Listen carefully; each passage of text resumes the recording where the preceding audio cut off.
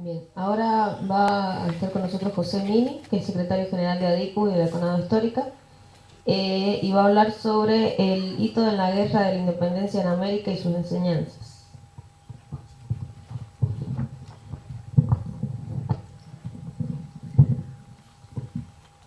Bueno, muy buenos días a todos los presentes, indudablemente que ya deben estar más que cansados. A mí me toca más que una doble responsabilidad, porque más que dirigente sindical, al cual me siento muy orgulloso, soy también docente de esta universidad. Llevo muchos años trabajando en la universidad, tratando fundamentalmente de comprometer, entre comillas, al intelectual, porque creo que el intelectual, cuando pierde el espíritu de crítica, se transforma en un bufón, y el bufón termina siendo pagado por el poder. Entonces, siempre he bregado en el ámbito de mi rol como docente de que la crítica y de la independencia del intelectual es fundamental, más en las épocas en las que hoy estamos atravesando. Conmigo, o sea, mi ponencia, nos vamos a salir de los problemas concretos que son acuciantes, y voy a tratar de dar una lectura lo más cercana a la realidad de lo que fue 1816, no solo en nuestro país, sino en América Latina. Y si es verdad que esta gesta fue democrática y revolucionaria, y si es verdad que los dirigentes fueron revolucionarios y bregaron por una revolución democrática burguesa. Porque creo que el historiador se planta frente al hecho histórico, o el investigador, y el sociólogo en nuestro caso, se planta frente al hecho histórico a través de distintas visiones. La primera es con el esquema, es decir, con la perspectiva o con los elementos analíticos que poseemos para analizar aquel evento histórico e insuflarle gran parte de las condiciones y las presiones y las visiones que actualmente tenemos. Otra visión es trasladar el hecho histórico al presente y sacar conclusiones mecánicas sobre las perspectivas que tenemos hacia adelante. Y una visión más real es tratar de analizar el hecho histórico.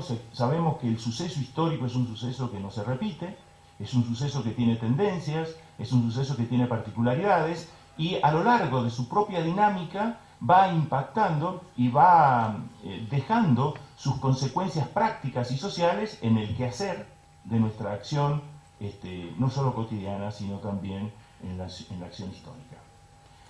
Zizek, un filósofo muy renombrado actualmente, él habla del acontecimiento y la necesidad de abordar, de contar con recursos metodológicos para abordar esta complejidad. Un acontecimiento puede ir desde un acto o una manifestación de un artista hasta la Revolución de 1816. Y las implicancias y los procesos y determinantes que tiene un acontecimiento. Por lo tanto, un acontecimiento es, para nosotros los sociólogos, un concepto de alta complejidad y requiere instrumentos para abordar esta complejidad. Aquellos, como en el caso que estoy yo acá, que llevamos muchos años en estudiar, en leer, estamos convencidos que la historia es una complejidad y por lo tanto necesitamos un método dialéctico para la comprensión de la misma. Método que está muy lejos de la academia, es más, es repudiado por la academia. La academia y nuestras ciencias en particular están totalmente influenciados por el neoliberalismo y el neofuncionalismo norteamericano. Por eso creo que estos eventos son fundamentales. Estos eventos hacen a la academia, no el curso. Pero lamentablemente necesitaremos trabajar más para que la academia sienta esto como propio, no como un hecho aislado que preparan con muchísimo esfuerzo los organizadores de este evento. La vida universitaria son estas discusiones y esta polémica, no un resumen ni una clase magistral que pueda dar un docente con el respeto que me merece. Tenemos que recuperar esto, porque tenemos que recuperar la academia en ese sentido. Bueno, yendo a lo importante. Es curioso que el bicentenario de 1810 se festejó con todos los fautos posibles, con toda algarabía. El gobierno nacional y popular lo presentó como una continuidad de un hecho revolucionario, de que aquellos dirigentes en la Plaza de Mayo habían logrado romper el dominio del imperio colonial y habían instalado una república y se habían roto sus lazos en ese momento con el imperio colonial, fundamentalmente español, pero que en los hechos ya era inglés-francés. Vamos a festejar el bicentenario de 1816 y pasó prácticamente desapercibido, ¿no? Más allá de un encuentro protocolar en Tucumán, vino el rey.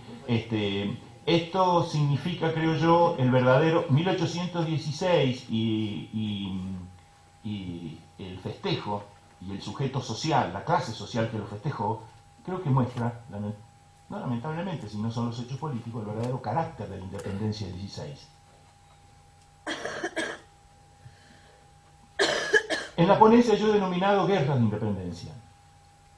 En América Latina, en 1791, se inician los procesos de independencia en esta parte de América Latina y van a culminar en 1898, cuando Estados Unidos toma la decisión de invadir México y América Latina. Si todo un siglo, más de un siglo, de guerras de independencia. Es decir, que no ha sido una cesión gratuita haber intentado un sector de la burguesía portuaria, comercial, intermediaria, haber roto los lazos y haber tomado en sus manos la intención de organizar un país. Es muy importante 1791, que generalmente no está en los recuerdos, no lo conmemoramos, no está en los textos, y es nada más ni nada menos que el inicio de la revolución de los negros esclavos en Haití, que va a culminar en 1804 con la República Negra de Haití, donde enfrentó, entre otras cosas, a los dirigentes de la Revolución Francesa delegados en Haití, porque entre otras cosas no querían reconocer el rol de entre los derechos que levantaba la bandera y la Revolución Francesa, no reconocían que el esclavo era un humano y que estaba duramente explotado y era una carne transitable para la explotación capitalista. En 1804 se toma y hay un poder, un negro que, si me acuerdo... Exactamente, muchísimas gracias. Va a dirigir un ejército y va a ser el gobernador de Haití, va a gobernar. Y va a imponer una serie de condiciones. Una de ellas era eliminar, la fundamental, eliminar el carácter esclavo. 1806-1807, nosotros acá tenemos en la Argentina, o en lo que es Río de la Plata, el primer intento de conquista de los capitales ingleses para controlar, entre otras cosas, junto con los franceses, porque el imperio en ese sentido tenía en la época bastante unidades, para controlar lo que es la cuenca del Río de la Plata y lo que significaba la importación y exportación fundamentalmente de materias primas. La conquista de América, yo escuchaba atentamente a los exponentes, no solo, la verdad que el grado de explotación brutal que ha llevado adelante el imperialismo en los últimos años en América Latina, es repudiable, nos tenemos que organizar para derrotarlo y sacarlo a patadas limpias, pero la conquista de América en el siglo XV se montó sobre la sangre, la explotación y la exterminación de seres humanos. Y para la conquista de América está montada en sangre y en lodo. Basta leer algunos como Las Venas Abiertas de América Latina y otros que nos cuentan el exterminio de pueblos íntegros, que hoy los reivindicamos como los pueblos originarios, los indios explotados, fundamentalmente para integrar, porque la colonia española integró la colonia al mercado mundial. Por eso uno de los grandes debates que tenemos es terminar con el mito de que a nosotros nos conquistó una economía feudal y que por lo tanto esas fueron las consecuencias que tuvo a posteriori el desarrollo en América Latina. Nosotros nos conquistó en ese momento una monarquía que era la más atrasada de Europa, pero era la que controlaba los mares y era la que controlaba el comercio mundial. Y la finalidad de la conquista era incorporar a las subcolonias al mercado mundial. Por lo tanto, la conquista, por los objetivos y por los móviles y por la finalidad, fue una conquista capitalista. Por lo tanto, lo que festeja en 1810, lo que festejaron en el Bicentenario gran parte de los gobiernos nacionales y populares en América Latina, reivindicaban la revolución política de la burguesía que intentó organizar mezquinamente América Latina como una república y presentarnos al capitalismo como la última conquista de la especie humana.